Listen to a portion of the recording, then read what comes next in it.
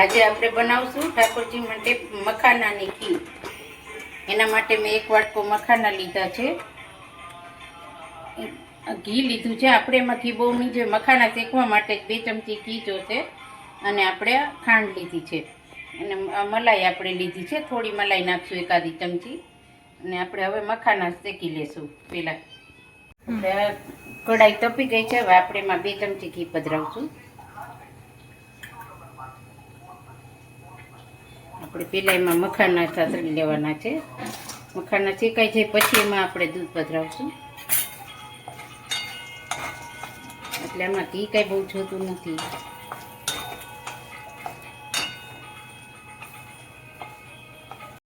હવે આપણે આ મખાના શેકાઈ ગયા છે।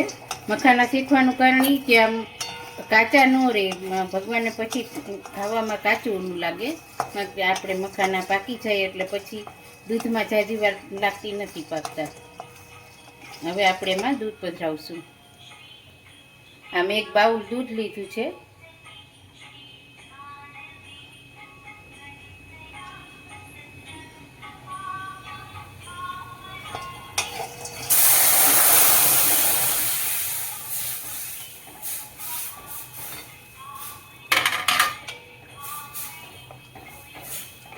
હવે આપણે એને દૂધમાં પાકવા દઈશું।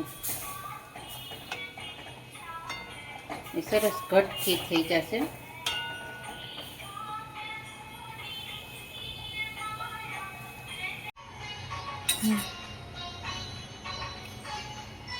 હવે આપણે સરસ ઉકળી ગઈ છે, હજી થોડીક વાર રહેવા દેવાની છે, પણ હવે આપણે ખાંડ પધરાવશું।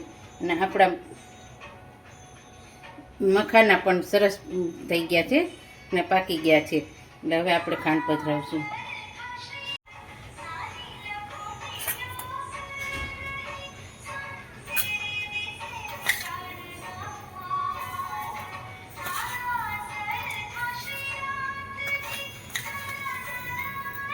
આપણે 3 ચમચી ખાંડ પધરાવી છે,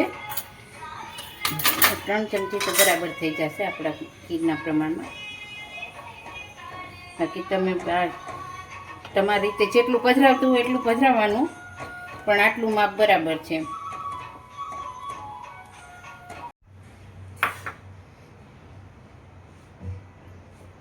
જો આપણે આ ઘટ થઈ ગયું છે સરસ।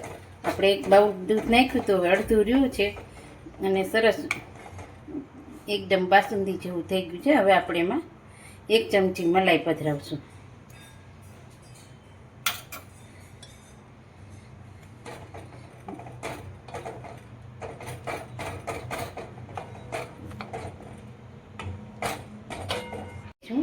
અને મલાઈ તો જેને નાખવી એને નાખવાની, કોઈ પાવડર નાખે, કોઈ મલાઈ નાખો તો વધારે ઘટ ને સરસ સુંદર સામગ્રી બને છે।